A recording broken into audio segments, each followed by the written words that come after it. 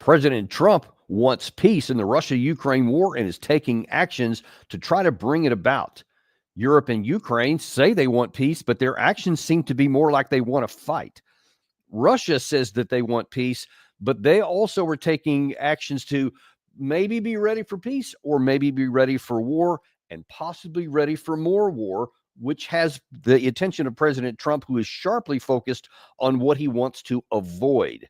Unfortunately, it looks like Europe and Ukraine aren't on the same sheet of music with anybody, either with the Russian side, as self-evidently they're fighting a war against them, or with the American side. And that sets up the potential for some real trouble. We're going to analyze some of those things today and just find out what some of the people are saying and what they're doing and what the risks are, things that you need to know, because we're uncompromised and we are going to give you the truth that is on the ground, whether anybody else wants to see it or not. You deserve it, and you are going to get it today.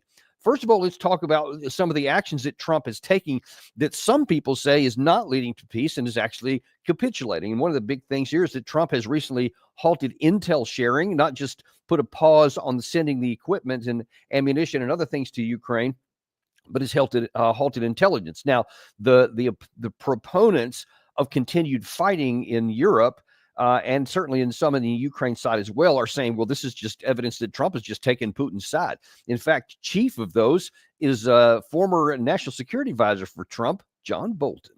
If I may come to this order suspending offensive cyber operations against Russia, this is a huge mistake for the United States. Forget Ukraine. This isn't going to make Russia more eager to come to the table. It's the rest of Trump's policies abandoning Ukraine and taking Russia's side that prevent Russia from coming to the table. Why should they negotiate when Trump gives them everything they want? Now, President Trump at a press conference in the Oval Office yesterday was asked about that very thing, about the stopping of the sharing of intel, and isn't that causing problems? And isn't that not helping the Ukraine side? And he didn't dodge the question, at least not directly. Do you, Mr. President, think that Vladimir Putin is taking advantage of the U.S. pause right now on intelligence and military aid to Ukraine? No, I actually think he's doing what anybody else would do. I think he wants to get it stopped and settled, and I think he's hitting them harder than he's been hitting them. And I think probably anybody in that position would be doing that right now. He wants to get it ended, and I think Ukraine wants to get it ended, but I don't see it's crazy. They're taking tremendous punishment. I don't quite get it. Now, it's important in what Trump didn't say there. He was directly asked, is it a problem that you're not withholding ammunition, intelligence, et cetera? And Trump didn't actually deny that. He just said, I think that Putin and Russia is doing what anyone would do under the circumstances. And then he tagged it out by saying, and I'm just not sure that Ukraine actually wants to end the war. President Trump is sharply focused on ending the war, seeing it come to an end. And as we've said many times, he's focused on the other side of the end of this war. He sees that the relations between the United States and Russia, two of the three biggest nuclear powers in the world, is very important for him to establish and to go forward. Nobody benefits in the United States. Nobody benefits in the West, frankly, for there to be perpetual conflict between NATO, Europe, and the United States on the one side and Russia on the other. Nobody benefits from that. Trump seems to be very sharply aware of that. And you have to understand what's going on. There was, I think it was on the 5th of March, we showed you Mike Walls was standing out in front of the White House and said, well, we're going to be talking with the Ukrainian side, and we're going to be trying to find out what the path might be to end this. And it was on that same day that the announcement was made that we were curtailing or pausing the supply of ammunition and weapons, and we were pausing the intelligence. Those things are, I think, directly connected. In my opinion, I think that is sending a message to the Ukraine side. And you may recall Keith Kellogg said some of these things were supposed to be a, quote, tuba for upside the head of a mule. Guess who the mule was in his analogy? Because they're trying to communicate that we will bring this war to an end.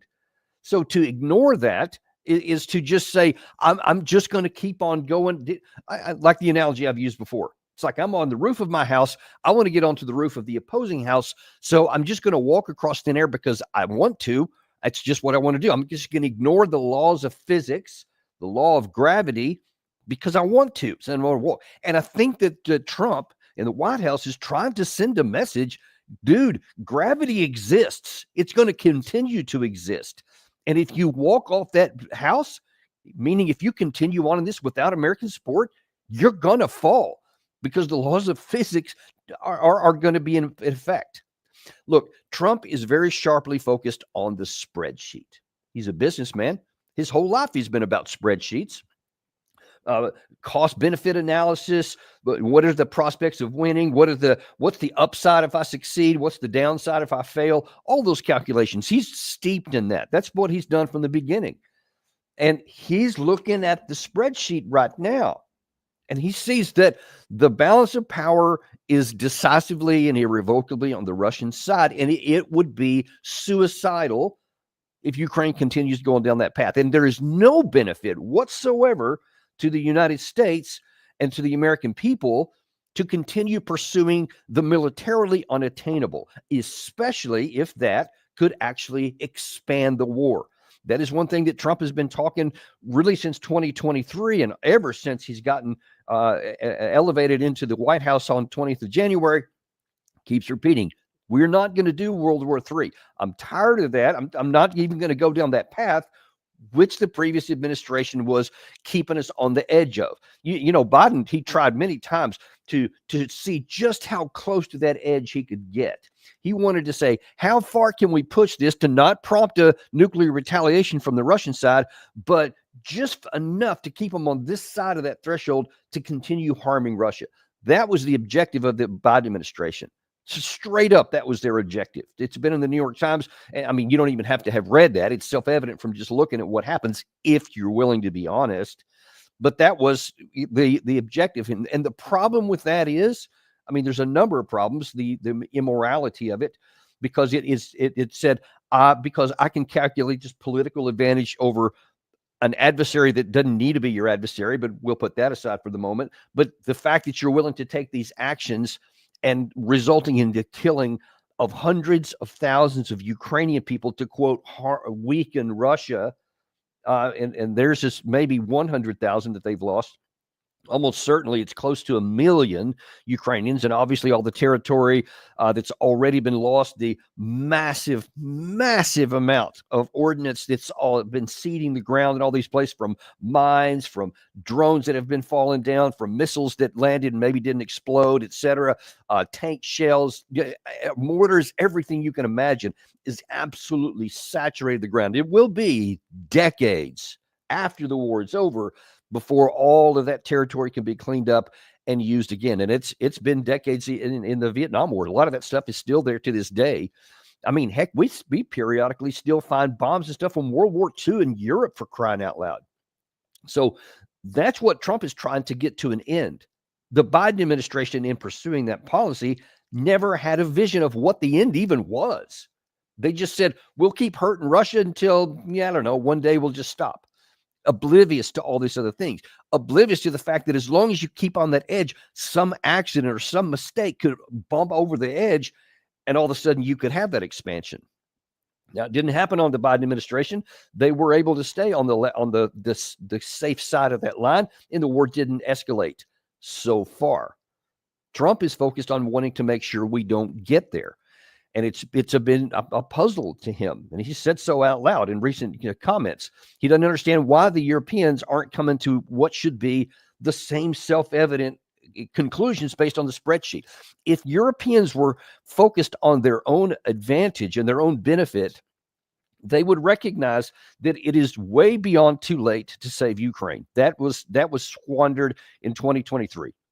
I argue it was squandered in 2015 and December 2021, but for sure by the summer of 2023, when the offensive failed, that was it. That should have been all she wrote. They should have come up with a negotiated settlement on the best terms available, called it a day, gone back on to living.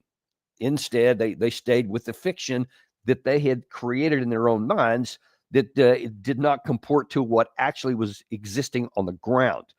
And the Ukraine continued to pay the price for that intransigence. And ironically, European unions continue to pay the price in that, which is building up to this day.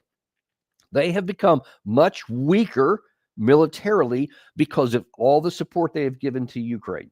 Their economies are poor because now then they don't have the cheap gas from Russia anymore. So just the physical inputs are costing them more. They've cut a lot of the trade, the vast amount of it. So they're no longer benefiting from that. And you see the European economy is weak and tepid across the board. And it's probably in a recession in Germany specifically. And they're the big engine for Europe anyway. So if Europe wanted to just recognize reality, they would have ended it long ago, but they didn't, to their harm. And they've given, thousands of combat vehicles, tanks, artillery pieces, millions of artillery shells. All these things have gone to the Ukraine side, and they haven't been replaced because they don't have enough capacity to continue to supply the Ukraine side and rebuild their own inventories. We've had, I've had some sources from London who have knowledge about the Ministry of Defense, and they say straight up that their inventories of many of the key weapon systems, especially artillery shells, some categories of missiles and anti-missiles capability, are all in the toilet. They're all very low. So they're harmed. And if UK is, I'm sure many others are as well. So they have harmed themselves, not Russia, because they're in a wartime economy, has continued to ramp up. More on that in a minute.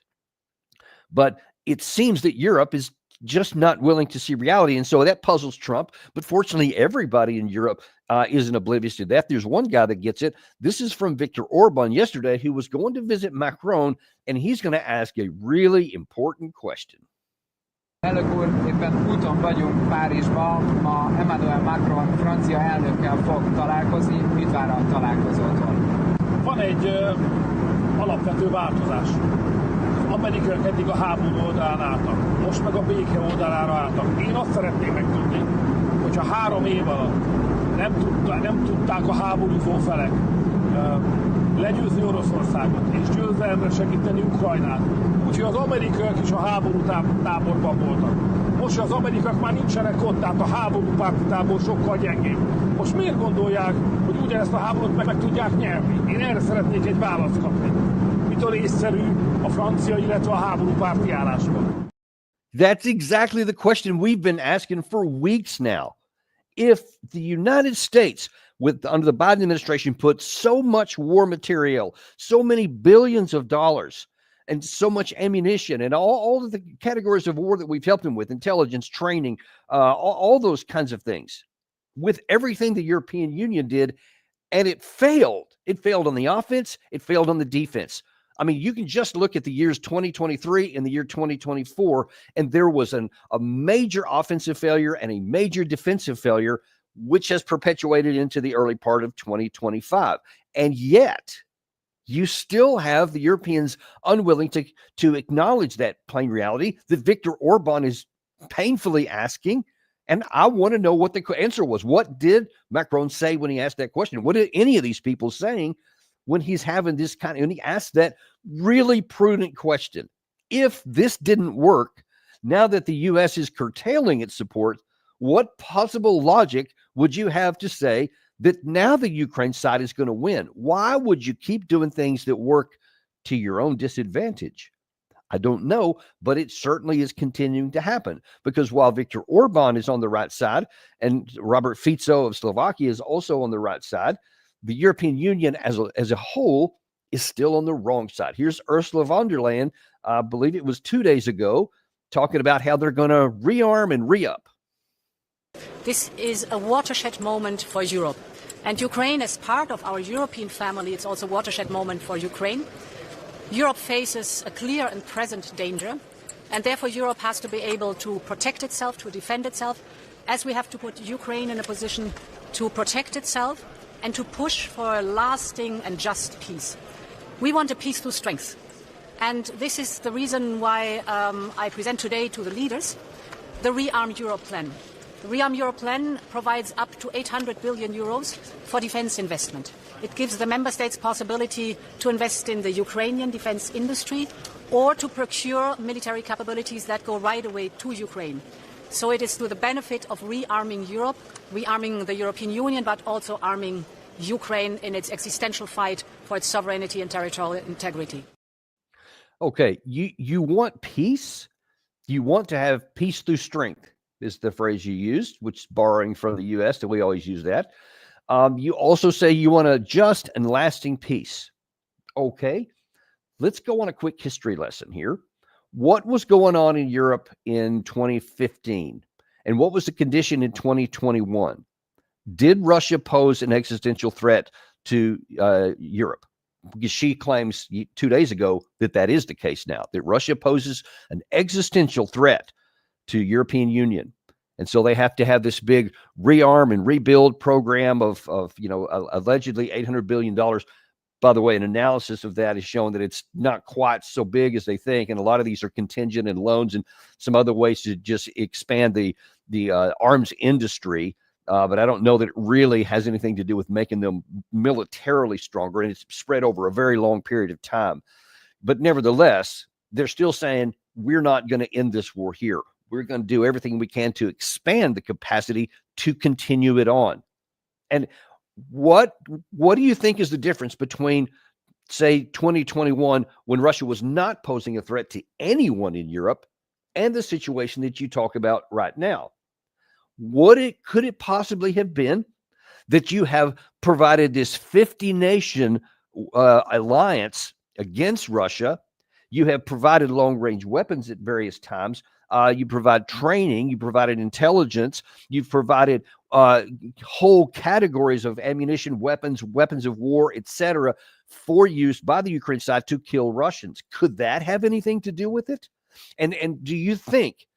Just put yourself in the Russian position for a moment. I know you're going to have to hold your nose, Madam President, but do it for the moment and just consider.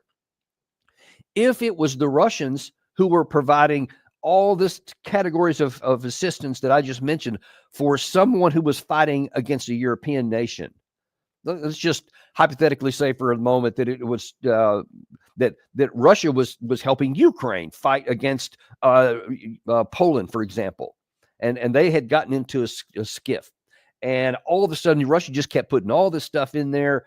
And would you say, well, that's fine for Russia? I mean, they're just helping the Ukraine here, but I mean, nothing we wouldn't do. So I'm not going to feel bad about Ukraine. But you see, obviously that I don't have to go any further with that. It's ludicrous on the face value of it. If any country was helping someone else attack Europe, you would be all up in arms, as Russia is now. So you are providing the one of the worst conundrums that exist. There was no threat to the European Union in 2021. None. There was a big dispute between Russia and Ukraine. There was a civil war going on in Ukraine. Each side was supporting a different one in the civil war, and then it exploded for various reasons in 2022. Russia claiming it was because of NATO, Ukraine claiming whatever they can claim. It doesn't make any difference. The fact is, it was an issue between Russia and Ukraine that quickly became international because the West made this 50-nation alliance. And then, of course, Russia went to make its alliance, and it got North Korea, it got Iran, etc. And even some kind of categories of help probably from China as well. It wasn't 50 nations, but it was still very substantial in what they ended up getting. So now that you have this quasi-war, it's actually already an international war. None of that existed before this. If the European Union had just said, okay, look, Zelensky, just do the stuff on the Minsk agreements, just change your constitution, we'll continue to do business with you, everything will be fine, there will be no war for anyone.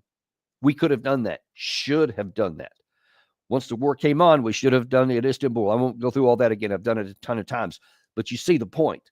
Whether it's Zelensky or the European Union, every time there has been an opportunity for peace, every time there has been a chance to end the war, they say no. We're going to keep fighting.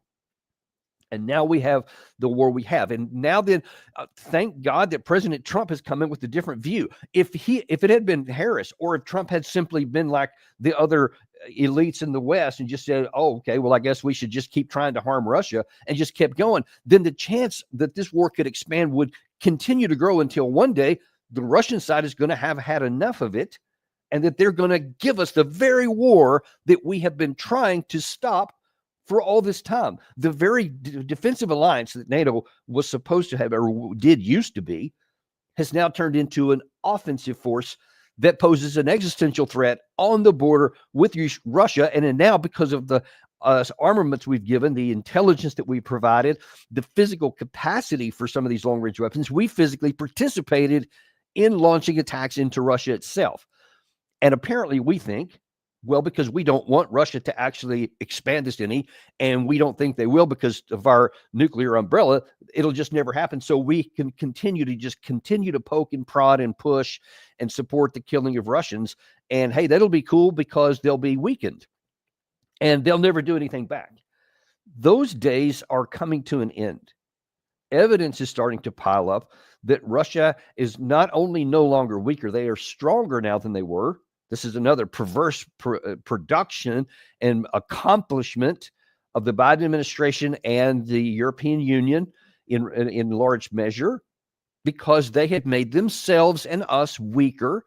I mean, I've told you, the U.S. alone has given over 10,000 military vehicles of all different categories, whether you're talking about tanks, APCs, infantry fighting vehicles, artillery pieces, etc., supply trucks, everything, you name it.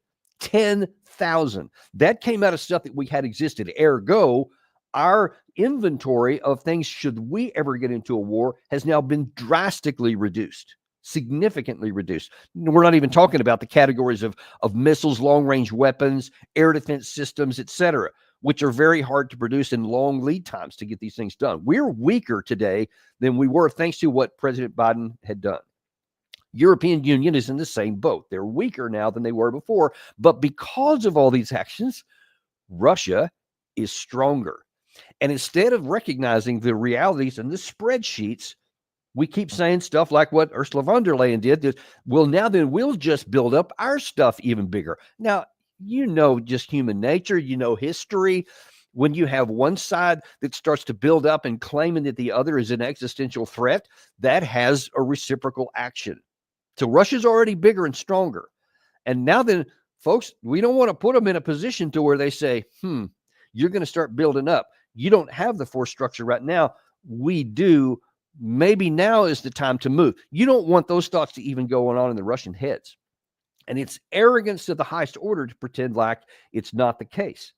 Now, as I said earlier and showed you that clip from Bolton, there's many on the U.S. side, it's not just Europe, who were saying, you're playing right into Russia's hands. You're taking their side, etc. And President Trump has been very clear. He's not taking Russia's side. He's just reading the spreadsheet. Some in Europe, Viktor Orban, Robert Fico, they're reading the spreadsheets as well. But that's not stopping a lot of other people from ignoring the spreadsheets and saying that, we're doing crazy stuff and just ignoring reality. And last night, Director of National Intelligence Tulsi Gabbard was on the Laura Ingraham angle on Fox News. And Laura asked her, she said, well, what do you say to these people who say that you're basically taking Russia's side? Generally, it's coming from those who are either former leaders within our own intelligence community who are trying to politicize their titles and their positions to try to undermine President Trump's peace mission and agenda. And perhaps this is now coming from people within Europe, again, who would like to see endless war continue. The answer to your question is no. I can tell you just today alone, I met with 2 different senior intelligence leaders from Europe who came here to visit, to introduce themselves and to say, hey, we really look forward to continuing to work with you. I've met with other European leaders earlier this week who've come to Washington, D.C. for the same reason, really continuing to strengthen that relationship and letting us know how much they rely on us for our support and the intelligence that we share. President Trump is the peace president, and he is putting the interests of the American people and our taxpayers first and foremost. That is crazy that even has to be explained, that the president of the United States is putting the people of the United States first and foremost in any of his decision making. Why didn't the previous administration do that? Instead, I don't know whose interest the previous president, I don't know. Maybe in his mind, he said this will serve us well because it'll make our adversary Russia weaker. Why is Russia our adversary? They don't need to be our adversary at all. They can be a partner. They don't have to be our best friends because we have a lot of interests that are never going to align. Fair enough. No problem with that at all. But there's a lot of areas where there is alignment. There's a lot of things that we have been doing at different periods of time where we work very cooperatively together, very successfully together. I believe, I may be wrong in this, but I'm pretty sure that on 9/11, on September 11, 2021, when we had the big terrorist attack, I believe it was Vladimir Putin, Russia, was the first one to call the United States and say, hey, we're sorry, what happened? Is there anything we can do to help? So that doesn't sound like somebody who's cheering for your demise, and it never needed to be that way. So for people like Bolton, for people like former Secretary of State Anthony Blinken, or Austin, or Biden himself, to always view Russia as a perpetual and permanent enemy is stupid. It's bad for America. It's counterproductive for us. And the current administration, from Trump on down to all the people he put in these key positions, are all of the same mind. They want the war to end because they can read the damn spreadsheet. They can see that the balance of power is irrevocably on the Russian side, and it is suicide to continue going down there. Trump is focused not just on that, but he's also understands that if without this pressure, without the 2x4 upside the head of a mule, or without the pressure of the cutting off the supplies, cutting off the intelligence sharing, that the Ukraine side has got to figure this out, because if they don't, he's worried about what could come next. Why not provide Ukraine with air defenses? And what happens, Mr. President, when Ukraine runs out of... Well, because good question. Because I have to know that they want to settle. I don't know that they want to settle. If they don't want to settle, we're out of there. And, you know, I watched over the last week or so what's going on in Europe. This thing could end up in World War III if we don't get it settled. He's right. He is absolutely right. Because for all the reasons I've just mentioned, Russia's getting stronger. Europe has become weaker. We are weaker than we were before all this started. And now then Russia hears all of these people from the European Union. They continue to say, we're going to get stronger. We're going to get peace through strength. So instead of finding any way to end the war, all they hear from the European side is that they're preparing for more war. And obviously there's only one opponent that would be, and that is Russia. So you're putting Russia in a position to where they may calculate, okay, we better take action now while we still can, while we have the unequivocal advantage, and maybe we should take the fight to Europe before they get on this buildup. Why would you want to put that into anybody's head to give them incentive and motivation to actually take the very action we claim to want to prevent through strength? Peace through strength is also strength of intellect. It's also wisdom that needs to take place. Do not provoke your enemy into taking action when he's stronger than you are. That is the position we're in right now, and what President Trump is trying desperately to prevent. Now, if you think that his claims about a potential World War III are overblown, this is from just a couple of days ago from a senior Russian general. Надо думать уже, если станет такая ситуация, о всеобщей мобилизации, собрать примерно армию, пару миллионов, да поставить их все в такую позу, из которой они никогда уже после этого не выйдут. Никогда. Либо они заткнутся, либо они действительно потеряют даже то, что у них есть. И после того, как они захотят с нами схлестнуться, Европа и большая часть европейских государств перестанет существовать как таковая. Now, you can say, he doesn't mean that. It's just bluster. Maybe it is. I don't know. I can't get inside his mind to figure out what he's saying. All I can tell you is what he said. And what he said, if you look at the spreadsheet, should alarm you. If you're Europe, you should say, okay, you know what? This is a dumb road we're going down, which can't succeed. It can't succeed. We tried everything in the world and all of it backfired.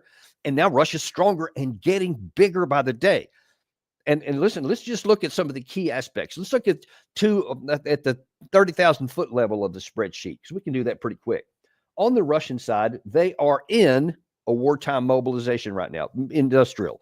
They haven't even, other than one short one in, I believe it was October 2022, where they had a 300,000 force mobilization. All the rest of it has been just people signing up. They've been recruiting. People have been willing to sign up. They haven't been forced into it, but they could.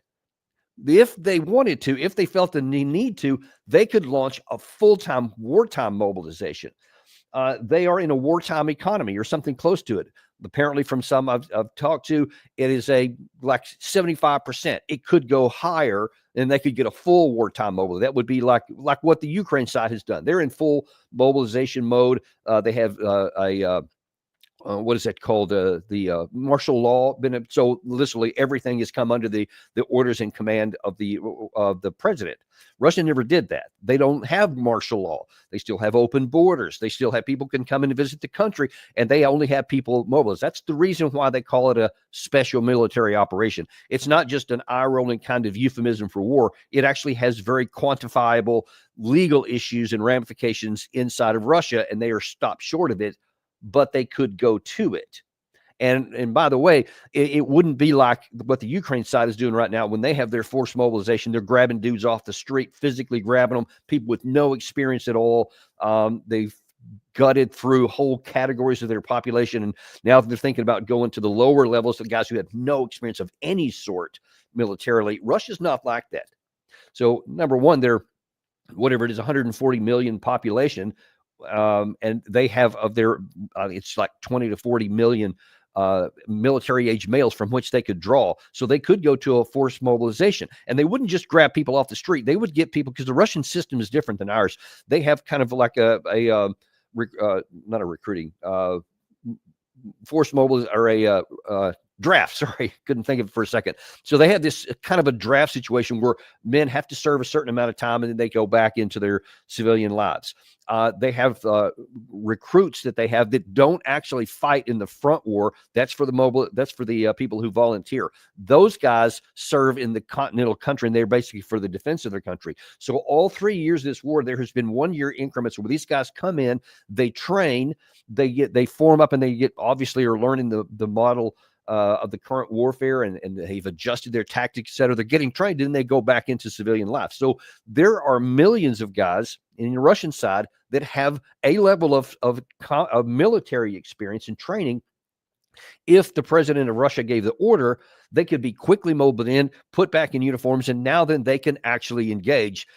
If he then declares a full war, if he declares martial law, now then that law would change, but they have millions of people with some military training. So they wouldn't be starting from scratch. That's important to know, because let me continue on with the Russian side. They also have a wartime defense industrial base in. They were caught short when this war started because they didn't expect to have to fight a long war. They thought it was going to be a shock and all kind of thing, and that the Ukraine side would capitulate, much like what we did in Iraq in 1991 and again in 2003. You had like a month of fighting. The shock and awe of the United States compelled many of the Iraqi units not even to fight, and so that war was over quickly. Russia thought the same thing, so their defense industrial base was still at a peacetime level. That got shattered when the Ukraine side fought ferociously and showed the Russia that they are not going to succeed there, and it took them a good solid year and a half, maybe 2 years, to really get all that stuff retooled, to get the inputs going, to get the raw materials imported from the various sources, whether inside or outside of Russia, et cetera, hired the people, built the factories, all that kind of stuff, get the tools and machine things made. All that takes a long time to do. And finally, Russia had it done. Now they're there. So they have a wartime defense industrial base now. They have drone production, missile production, artillery production that's like through the roof, because those are the main tools of war. Let's look at the Ukraine, the European side. The European side is in a peacetime economy. They have no mobilization process. Their defense industrial base is slightly elevated from what it was before the war started, but only incrementally so. Their production of drones, missiles, and artillery, the same categories, are far, far, far less than the Russian side, like tiny fractions of what the Russians are producing. Because Russia's in a war. France isn't, UK isn't, Belgium isn't. None of these countries are. So, of course, they may produce a little more because they think it can be some money, but it's only incrementally more. Definitely not enough to sustain a long war against a nuclear superpower. That's what would have to be produced here. And probably the single biggest category is that they have, on the European side, they have no combat experience.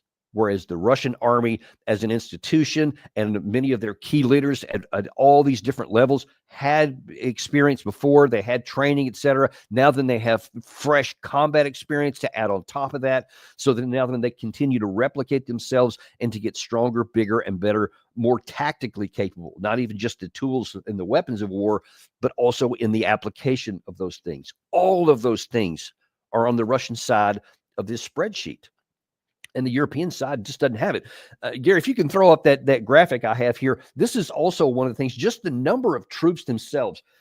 You see there that the United States is there on the top with a total of 1.3 million active forces. But I put in the red box there, basically the biggest of the European. And you see Poland has 200,000 troops. France has around 200,000. UK goes 184. But as we've talked about, they don't even have a single functioning armored division. So they have a number of people, but their fighting formations are terrible. Everything goes down from there. You see down to Hungary, they got 41,000. And I've told you that the sum total of all the Baltics is basically a handful of battalions who don't have anything near what they need with air defense, air capacity, air offense, any of the tools of war, and they just don't even have like tanks, artillery personnel, etc. They are not prepared for war. Nobody in the European Union is. Nobody in NATO is ready for an actual war. Russia is in a war. So everything that you can imagine is on the Russian side. Trump apparently sees the spreadsheet. So he's willing to take a lot of political heat, even when all of these people in the United States from the previous administration, those who love war, or like 90% of Europe, unfortunately, really Hungary and Slovakia seem to be the only exceptions, maybe Turkey too. They're definitely not involved. They're paying attention down in Syria. We'll talk about that more on another show. But in terms of this war here, other than a lot of talk, the European side does not have the capacity to war. I don't know if they're still trying to do the Biden thing of just pushing right up to the edge, but they don't actually want a war. I mean, it would be insane if they did. I hope they don't. But this is having a negative impact on the Russian side. I showed you that clip there of General Aptia Ludinov. We may have him on our show here coming up soon. We're still trying to work that out because we want to ask some hard questions on that. But just that clip that we got pulled there off the Telegram channels, you can see that is what they're thinking. And I can assure you there's long been a lot of competition inside Russia with the war hawks, but you've seen this on their national media. You certainly see it on Telegram channels that there is a big dispute within even the Politburo, within the Kremlin itself. A lot of hardliners are upset at Vladimir Putin because he's kept the gloves on. They said, dude, take the gloves off. We have a lot of this capacity. Many people see that the Russians have been relatively slow in their methodical move to the West, and they think that's because that's all they can do. There has been no attempt at a large-scale offensive by the Russian side since the initial one in early 2022. They have had this small unit level stuff that puts constant pressure on and causes attrition on the Ukraine side, and they've been content with that so far. But they have much larger forces. I showed you a clip from a Russian news source about 10 days ago that shows that there are about 200,000 troops that are available for an offensive. There may be one coming in the spring. Zelensky told you there was about 150,000 in the northern part, north of the Sumy area, that could come down south. So various sources are already saying, to include the Western side, that there's a lot of Russian capacity there that has not yet been used. And we don't want to get into position to have them use it. The only thing that can stop that right now is if President Trump's view makes it.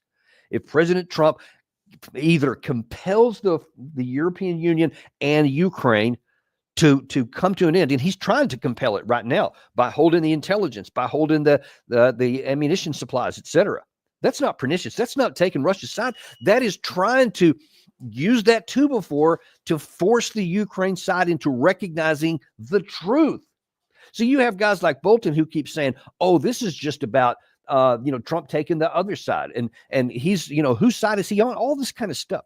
That's absurd. That's an elementary, that's an amateur view of things. It is. It's an amateur view. It's somebody who's a good talker and an idiot. And I'm sorry to use that strong language, but that's the case right now. because the consequences of them getting their way is yet more death and destruction in Ukraine, and gone far enough, expanding that death and destruction into Europe. And now then, if Russia ever does take that risk, say to take the Baltics, because those are the easiest targets, and that 150,000 troops that are north of the Ukrainian border could just turn and go north instead of south. And there is absolutely nothing the Baltics could do to stop that. Of course, then you have Article 5 will actually be employed, and there will be no shortage of people who will be immediately saying, use tactical nuclear weapons against Russia. And then you will have the president of the United States, the leader in France, the leader in UK, where they also have nuclear weapons. They will come under enormous pressure to use them. And I will just say right now, categorically, if we get into that position, if Article 5 is invoked, and if Russia has attacked a NATO country, I will say categorically the absolute worst thing we could ever do is to use nuclear weapons, be the first to use them. It would be suicidal. It would take a situation that will be really ugly. If Russia took that easy target and took out the Baltics and started attacking them, to use nuclear weapons in that case would be suicidal for us. You can't undo the damage that will have been done then. There's virtually nothing conventionally we could do. There's been studies of that done by Iran in, I believe it was 2016, that conclusively show that. And that's even before Russia had all of its capacities it has now. It would be an even worse defeat in that case. And even though Article 5 would be called, we simply cannot escalate. What we need to do then is just seal off the damage and prevent it from going any worse.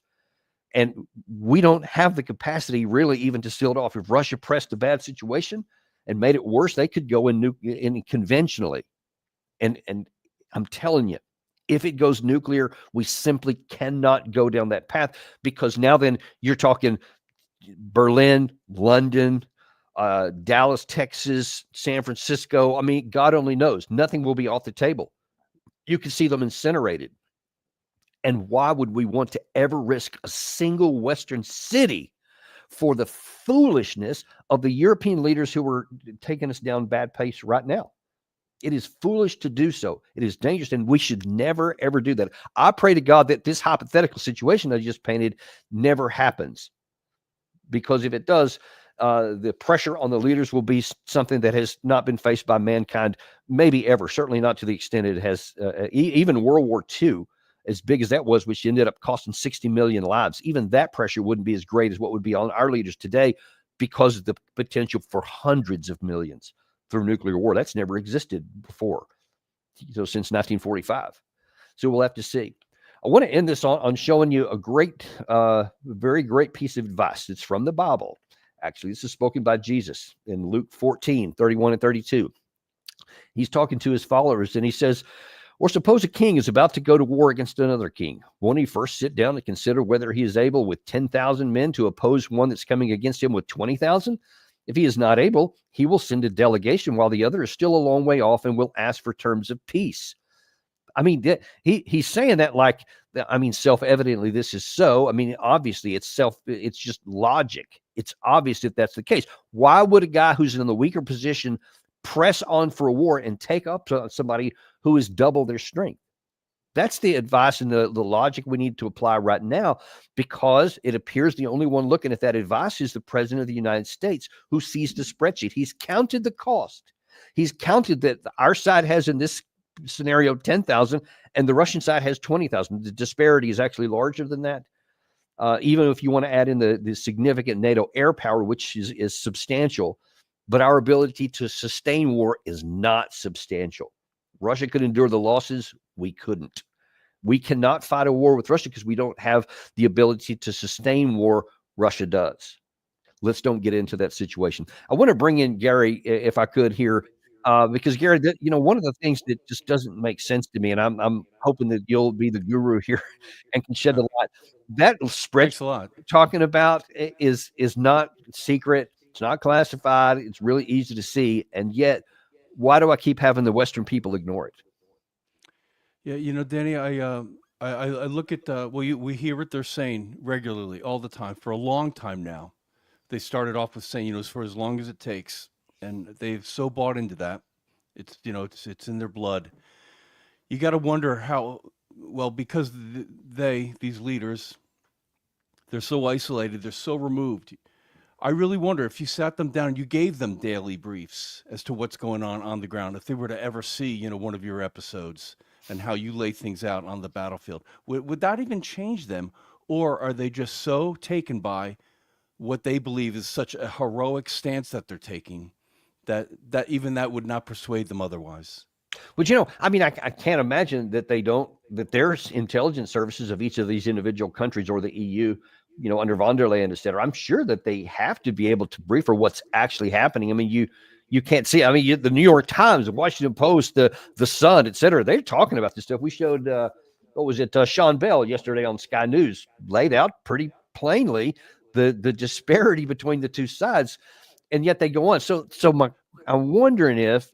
Do you think that they're doing the Biden deal where it's like, okay, let's just push a little bit further so that we can get this $800 billion new deal done here, and our arms industry can make a lot of money, but we're still not going to go to war? I mean, do you think it's like that, or do you think there's anything else at play? Danny, we could follow the money there easily. Yes, so sure. I think it's the combination of the two, really. The resistance to wanting to abandon their heroic stance that they believe they're taking, and then the money that they know would be rolling in and pouring in, and for a long time, that's what they see going on, and then therefore, then they're going to look like heroes to their civilians in their countries. One of the other things I saw in a number of tweets in the last 24 hours or so is it seems to me that there's this new stab in the back story being woven by these folks that at some point they'll just have to concede the reality, and the Ukraine's going to end up losing, getting a bad deal, but it's going to be blamed on the Trump administration. Instead of him being the one guy that's hailed as the one who brought the war to an end, they'll say you're the one that lost it. You cut off this stuff, and then right after that, the Ukraine side lost. Do you see any evidence of that? Oh yeah, for sure. Yeah, I mean, in the midnight hour. Exactly. Like, with if, my God, if you didn't remove the intelligence, we really could have made it happen. If you didn't remove the military aid, we were just this close. And look at what you did, Trump. And they well, we will, because that's why we exist, to tell the truth, because we're unintimidated and uncompromised. But we'll be focusing that shadow back on the previous 3 years before Trump came into office, and this just huge wreckage of all kinds of the off ramps that could have ended this, and that they rejected them all. And so now then they're rejecting the new one here. Do you think that'll ever gain any traction, or do you think that the media and the security, the social media position that these guys have, that they'll suppress that view and keep with the stab in the back view? Danny, there's as we all can see, there's quite a new leaf being turned over here, and it's in some cases it's very dramatic with what Doge is doing. Some other situations, you can see that Trump's approval rating for much of what he's doing is actually being broadcast. So it's not a secret any longer. So just like the whole cover up of Biden's condition when he was in office, that's starting to crack and crumble. Wow, he really was deficient. He really was compromised, mentally and physically. That's all starting to come up, and I think it might take some time, longer than we'd like, because it should have been immediate. But just like with what you're saying here, I think that also the whole former approach and tactic, or lack of diplomacy, I think all that will come to the surface. It might take a little bit, longer than we'd like, but I do think it will be before us all, and we can't help but see what has unfolded. It'll be so obvious. What do you think is going to happen when Waltz and the team meet Ukraine and Saudi Arabia? Because apparently Zelensky himself was originally going to be there, or at least he was going to meet with us. I guess he's maybe still going to be there, but he's not going to meet. He'll be in the region. In the region, but that's not the in the second time. He'll be in the region, but not time. in the meeting. They know better. Yeah, that was how it happened the first time. Remember, he was in, I think, Turkey, and you remember he was saying, well, I don't know why I wasn't invited to that. But yet now here it's happening again, where you have Trump's team with Mike Walls and Witkoff and I think a handful of others, maybe Kellogg, are going to be talking to the Ukraine negotiators. What do you think they're going to be saying behind the closed doors? Oh, Dan, I think they're going to read in the Riot Act. Like, how dare you? Think we're going to do this again? It's like the tour the Playhouse. Zelensky tore the Playhouse down. Now they're going back to to phase one again, right? Now listen, you numbskulls, are you dare going to try and pull this again? We're going to do this one more time. This is your one and last and only chance. Do it right. I think that beyond that, that's all they'll need to say. You screw this up, like Trump has said repeatedly. He said, off on your own. You got a deal you can get? Go get that deal, because it's not with me if you're going to pull that with me. Yeah, he did that. I think that last clip you showed there, where Trump said yesterday that, hey, we're willing to walk, and he has walked before. So I think you're probably right. This could be a really, really important week, because wow, I mean, if we've been willing to cut off the intelligence and the supply and not give back into it when the pressure came up, there could be even more pressure. And I think that Trump would be willing to say, hey, we tried peace. Our guys went down there. They rejected it. So now they're on their own. I mean, that would be huge. Him removing the way he did both the military aid and the intelligence. I mean, he basically called their bluff. He left them naked there. And like, you want to take it even further, or I'm backing totally out, and then you don't even have me on your side advocating for you. Good luck. And then you go back again to Viktor Orban, who asked that very question. He's like, how can you guys continue to support this war when you see Trump is already starting to withdraw his support? How would you think that? Because you remember in one of the other clips you found last week, or maybe it was earlier this week, it was when Brett Baer was interviewing Zelensky after the last Friday. After the Rumble in the and White he House. asked him, can you keep fighting alone? And he said it would be hard, but we could do it. Can he really, actually though? said he thought that they could. On what legs would you be standing? Yeah, because I think that I've seen that in terms of the amount of ammunition that's in storehouses and warehouses right now, plus whatever the European Union can continue to provide, because they haven't stopped, the Ukraine army can go another 6 months, I think. Oh, 6. Or maybe Waltz 4. had said that there was enough in the pipelines, basically, that it's not like it was cold turkey. There's nothing in the boxes. There's no ammunition. So I didn't realize it was 6 months though.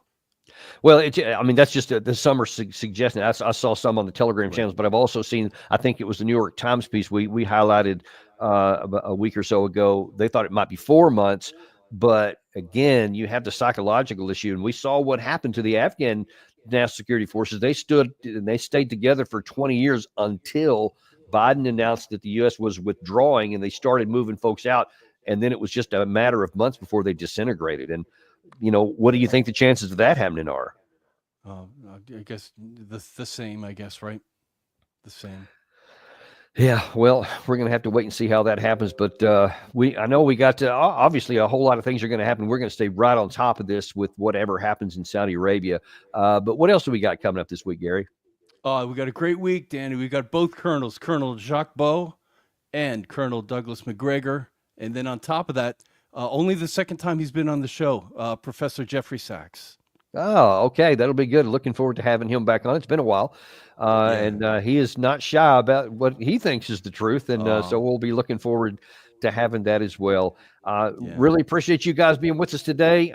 These are tough subjects, but you deserve to know the truth. And look, there's at least some encouragement. We finally have somebody in the White House that says, I want to end the war, and they're taking steps to do that. So we're going to remain hopeful. We're going to continue to pray that we keep going down that direction, and we'll stay on top of it as we always do on Daniel Davis Deep Dive.